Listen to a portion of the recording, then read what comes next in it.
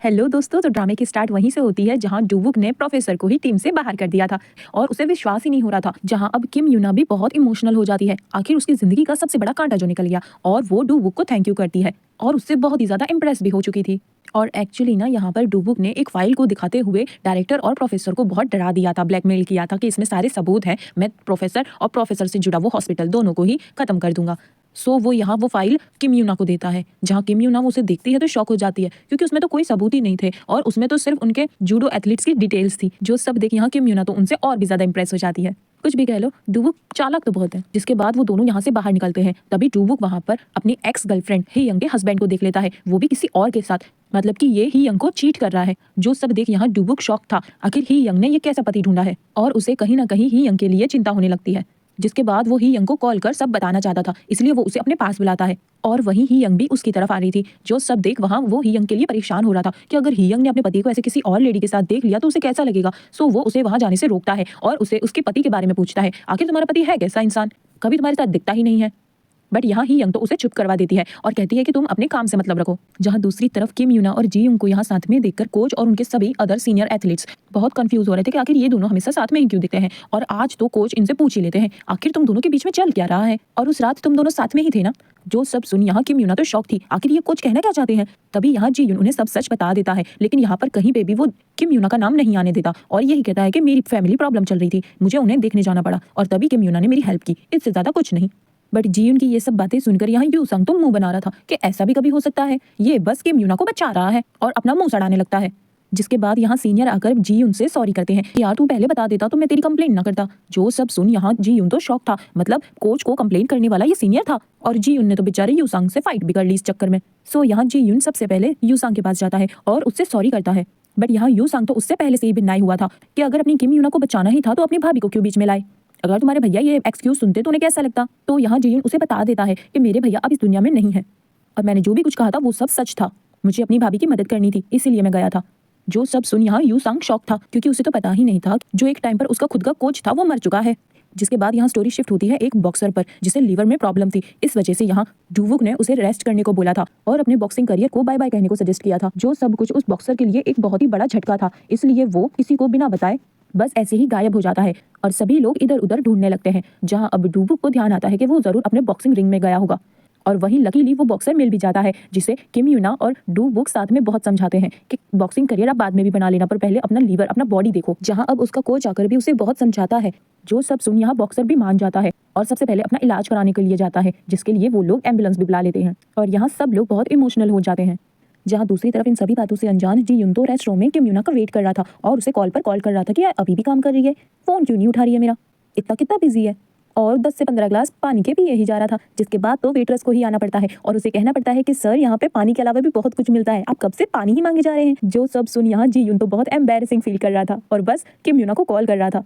जहाँ अब ये बॉक्सर का मैटर सॉल्व कर डूबुक और किम यूना साथ में घर को निकलते हैं। जहाँ डूबुक ने तो किम यूना को अपना ड्राइवर ही बना लिया था। जहाँ अब फाइनली किम यूना जी यून का फोन पिकअप कर लेती है। जहाँ जी यून तो उस पर चिल्लाने लगा था कि अरे तुम हो कहाँ पर, अभी तक तुम्हारी छुट्टी नहीं हुई क्या, तुम उस क्रिपल मैन के साथ हो। जो सब सुन यहाँ किम यूना शॉक थी, आखिर बोलूं तो क्या बोलूं, और यहाँ डूबुक की बात हो रही थी तो वो तो पास में ही बैठा है और किम यूना को कुछ ना कहते हुए यहाँ जीयुन फोन कट कर देता है और सैड हो जाता है। जहाँ अब फाइनली किम यूना डूबुक को घर ड्रॉप करती है और फिर सीधा अपने घर को निकलती है और उसे कॉल कर सॉरी करती है।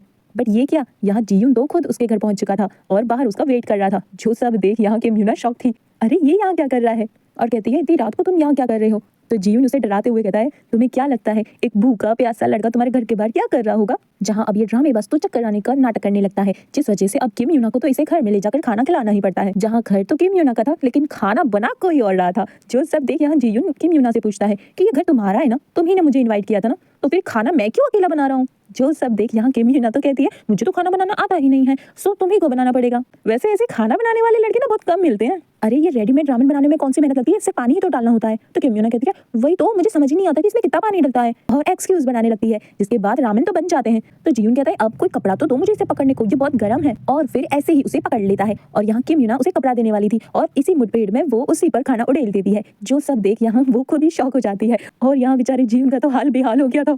जिसके बाद वो सीधा बाथरूम में अपने आप को क्लीन कर रहा था और यहाँ किम यूना बाहर ही उसका वेट कर रही थी और बहुत टेंशन कर रही थी कि आखिर तुम ठीक तो हो ना, सब कुछ ठीक है ना मतलब। जिसके बाद जी यून बाहर आता है, वो भी टॉवल में।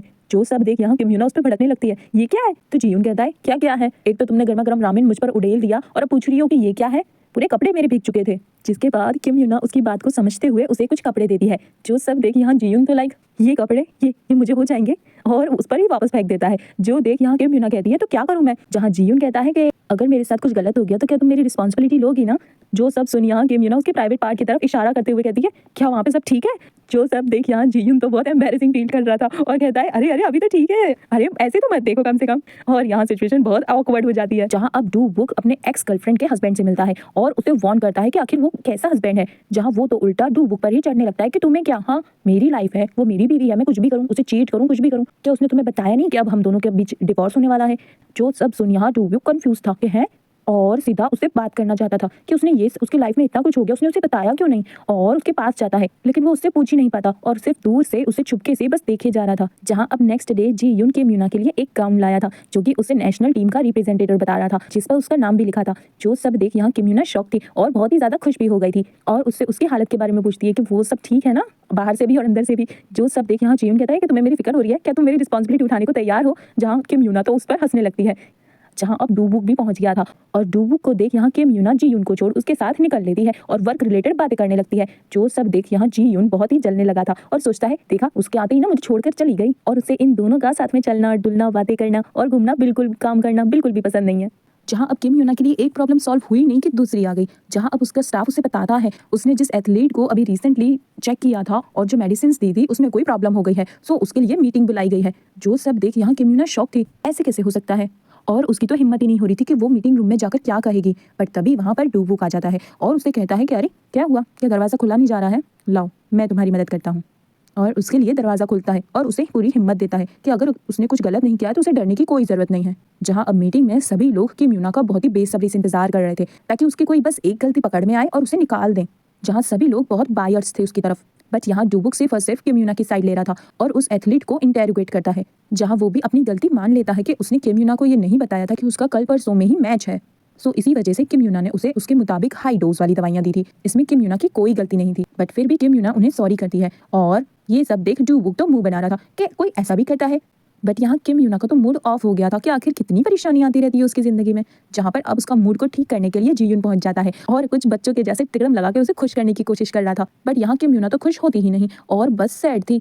तो यहाँ जी यून भी हार नहीं मानता और कुछ न कुछ लल्लूपन जैसी हरकतें कर रहा था जिसे देख किम यूना स्माइल करे। बट यहाँ किम यूना तो बहुत सैड थी। जहाँ अब नेक्स्ट रात में सभी जूडो एथलीट्स पार्टी करने को जा रहे थे और सभी ने मिलकर यूसंग और जी यून के लिए प्रैंक किया था, जहाँ वो दोनों फंस जाते हैं और किसी और ही रेस्टोरेंट में एक दूसरे के साथ बैठे थे और इन सबका इंतजार कर रहे थे। जहाँ ये सब तो भुक्कड़ों की तरह खाना ठूसे जा रहे थे और उन दोनों के बारे में सोच रहे थे कि ये दोनों बहुत ही लड़ा करते हैं ना, इसलिए इन दोनों को अलग से भेजा है और अपनी फाइट को सॉल्व कर ले। जहाँ अब ये दोनों भी अब कितनी देर वेट करते, सो ये दोनों भी खाना पीना स्टार्ट कर देते हैं और एक दूसरे से इसी बहाने बातचीत शुरू कर देते हैं। जहाँ हम देखते हैं कि ये लोग बातें कम लड़ाई ज्यादा कर रहे होते हैं और इस लड़ाई में यूसंग तो जी यून को एक मुक्का भी चढ़ देता है और इसी चक्कर में इन दोनों की फाइट होने वाली थी। जहाँ जब ये तीसरा गुंडा इन्हें रोकने की कोशिश करता है तो ये दोनों तो उसी पर चढ़ जाते हैं। जो देख यहाँ गुंडा अपनी पूरी टीम बुला लेता है और इन दोनों को पीटने वाला था, बट यूसंग तो उन्हें फुल्ली चैलेंज कर लेता है और बड़ी मुसीबत को इन्विटेशन दे रहा था। जहाँ अब जैसे ही वो लोग लड़ने वाले थे तभी यूसंग और जीयून तो वहां से भाग लेते हैं और उन लोगों को अपने पीछे दौड़ाने लगते हैं। जहाँ अब जैसे तैसे ये दोनों साथ आ जाते हैं और इन दोनों का झगड़ा भी अभी काफी हद तक मिट चुका था और ये दोनों एक दूसरे से बहुत ही खुश होकर बात कर रहे थे। जहाँ यूसंग जी यून से सॉरी करता है क्योंकि वो हमेशा उससे जला करता था क्योंकि उसके भाई ने ही इन दोनों को ट्रेनिंग दी थी, बट फिर भी जी यून हमेशा यूसंग से आगे रहा जिसकी वजह से यूसंग हमेशा उससे जेलस हुआ करता था। बट उसे कभी कैसे पता ही नहीं चला कि उसके भाई की डेथ हो चुकी है और वो उसके फ्यूनरल में भी नहीं आ सका, जिसके लिए जी यून उसे माफ कर देता है कि ये बहुत सडन एक्सीडेंट था, इसमें हम और तुम कुछ नहीं कर सकते और तुम चिंता मत करो, मैंने और ना ही मेरे भाई ने कभी भी तुमसे हेट नहीं किया। जहाँ अब डू बुक एक बुक खुलता है और उसमें अपनी और अपनी एक्स गर्लफ्रेंड ही यंग की फोटो देख रहा था और बहुत कुछ सोचे जा रहा था और दूसरी तरफ किम यूना डू बुक के बारे में सोच रही थी। वैसे ऐसा नहीं होना चाहिए था, किम यूना को तो जी यून के बारे में सोचना चाहिए था। आपको क्या लगता है मुझे कमेंट कर बताइएगा, किम यूना के लिए डू बुक सही है या फिर जी यून। और अब यहाँ अपने गिले शिकवे सब दूर कर ये दोनों जिगरी बीडू बन जाते हैं और अब से आप सभी को इन दोनों की अच्छी वाली जिगरी बॉन्डिंग भी देखने को मिलेगी जो कि बहुत कमाल की होगी। और नेक्स्ट मॉर्निंग ये दोनों ही अपनी मस्ती कर रहे थे। जो सब देख यहाँ सभी सीनियर्स तो शॉक थे, आखिर एक रात में ये चमत्कार कैसे हो गया। अब इन्हें कौन बताए कि एक रात में कितना कुछ हो गया। जहाँ किम यूना एज इट इज अपने डूबुक के ड्राइवर बनने के लिए पहुंच चुकी थी और उसका घर पर वेट कर रही थी, जहाँ डूबुक अभी रेडी हो रहा था। और तभी किम यूना एक बुक चूज करती है और उसे खोलकर पढ़ने की कोशिश कर रही थी, बट ये वही बुक थी जिसमें डूबुक और उसकी एक्स गर्लफ्रेंड ही यंग की फोटो थी। बट यहाँ किम यूना तो उसे अच्छे से देख ही नहीं पाती और देखे उससे पहले डूबुक पहुंच जाता है और उसे उस किताब को छूने से मना करता है, जिसके बाद वो उसके बहुत क्लोज आकर उस बुक को रख देता है। बट यहाँ डूबुक के इतने क्लोज आने की वजह से किम यूना के तो दिल की घंटी बजने लग जाती है। वो बस डूबुक को ही घूरे जा रही थी। जो सब देख यहाँ डूबुक शॉक था, आखिर ये मेरी तरफ ये टुक टुक करके क्या देख रही है। और किम यूना यहाँ सॉरी कर निकल लेती है, जहाँ पूरे रास्ते और अपने ऑफिस में भी वो बस डूबुक के बारे में सोच रही थी। यार ऐसा नहीं होना चाहिए। जहाँ हॉस्पिटल में एक न्यू कैरेक्टर की एंट्री होती है जो कि यहाँ की हेड नर्स होने वाली हैं, जिन्हें देख डूबुक बहुत टेंशन में आ जाता है और उन्हें अलग से रूम में ले जाकर समझाता है उसके और उसके पास्ट में क्या हुआ उस बात को सीक्रेट रखेंगी। अब ये क्या बात है ये हमें आगे पता चलेगा। जहाँ दूसरी तरफ किम यूना एक और एथलीट को अटेंड कर रही थी और उसे समझा रही थी जिसे भी कोई बीमारी हो गई थी और वो बीमारी अलग अलग लोगों के साथ संबंध बनाने की वजह से फैलती है। जो सब सुन यहाँ वो एथलीट बहुत शॉक थी और किम यूना से कहती है कि वो एक मैरिड वुमन है और उसका सिर्फ और सिर्फ उसके पति के अलावा और किसी से चक्कर नहीं चल रहा है। तो यहाँ किम यूना कहती है तो शायद उसे ये बीमारी उसके पति की वजह से हुई होगी, जरूर उसका पति का किसी और के साथ चक्कर है। जो सब देख यहाँ वो उसे फोन लगाती है और उसकी अच्छी वाली क्लास लगाती है, जिसके बाद उसे कंफर्म हो जाता है कि उसका पति चीटर है। जो सब देख वो यहाँ बहुत फूट फूट कर रोने लगती है और इस बीमारी से कैसे लड़ेगी सोच रही थी और हिम्मत कर वापस किम यूना के पास आती है और अपना ट्रीटमेंट चालू करवाती है, जहाँ वो उसे प्रॉमिस करती है कि वो ये सब बात किसी को नहीं बताएगी ताकि उसकी रेपुटेशन खराब ना हो, जिसके लिए किम यूना उसे प्रॉमिस भी कर लेती है और ये प्रॉमिस उसे बहुत भारी पड़ने वाला है।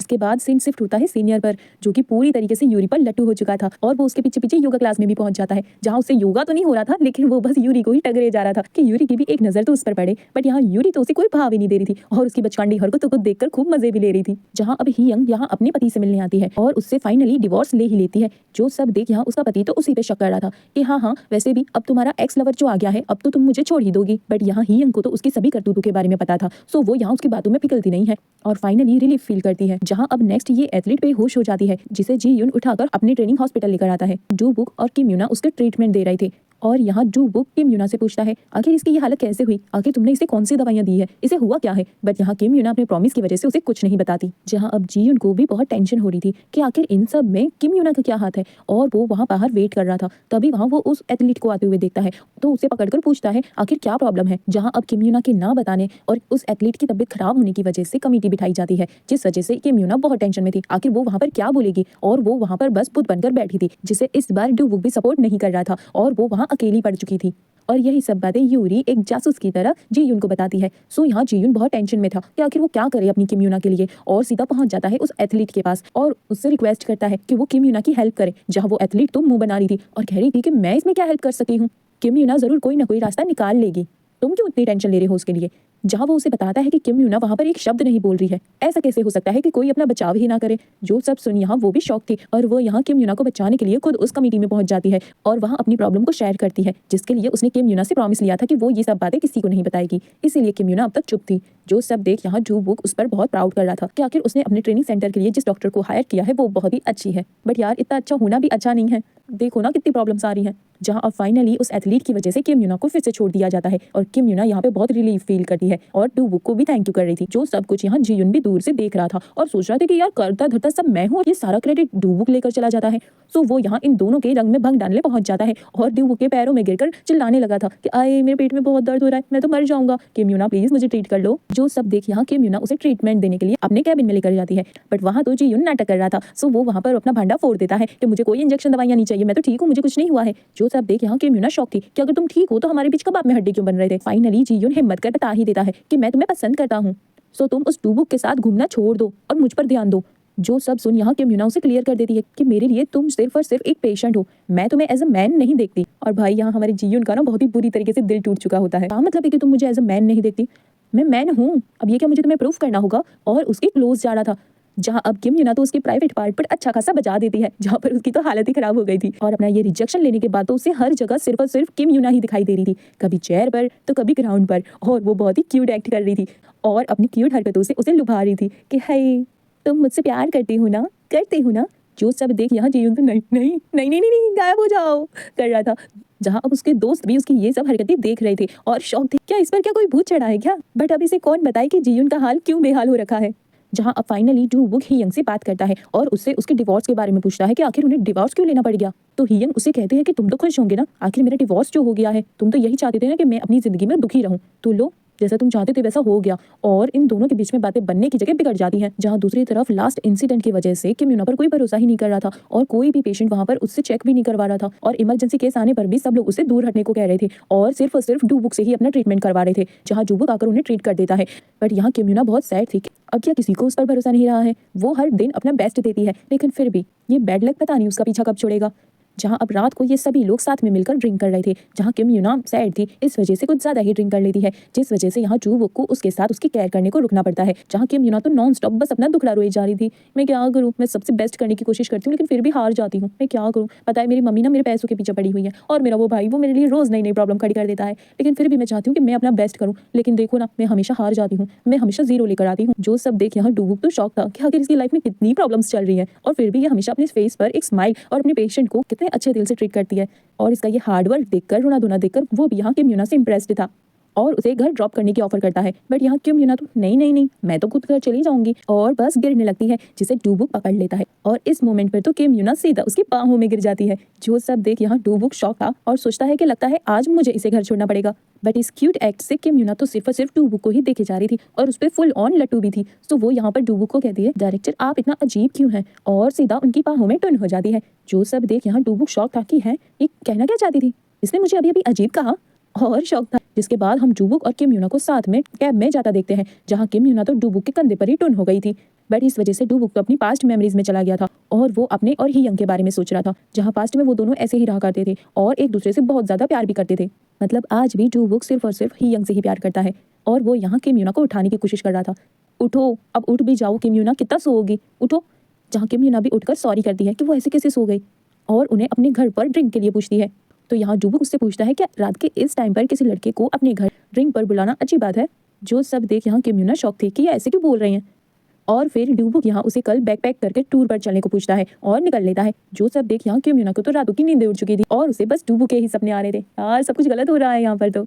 जिसके बाद नेक्स्ट डे किम यूना तैयार शेयर होकर पहुंच जाती है हॉस्पिटल, जहां वो उस एथलीट से भी मिलती है और वो एथलीट अपने इस कांड की वजह से सॉरी फील कर रही थी और उसे सॉरी कहती है और बताती है कि उसे जीयून ने हिम्मत दी थी। जो सब सुन यहाँ किम यूना भागते हुए जीयून के पास जाना चाह रही थी, बट यहाँ जीयून तो सी साइड पर ट्रेनिंग पर गया था। जो सब देख वो शॉक थी। हाँ, हमें दिखाते हैं कि जीयून ट्रेनिंग कर रहा था और ट्रेनिंग के बाद ये सब मिलकर बहुत मस्ती भी करते हैं। सो यहाँ सीनियर तो मौका देख जीयून से पूछ ही लेता है, आखिर यूरी हमेशा उसके बट को बचाती क्यों रहती है, क्योंकि हम चटी बटी है ना।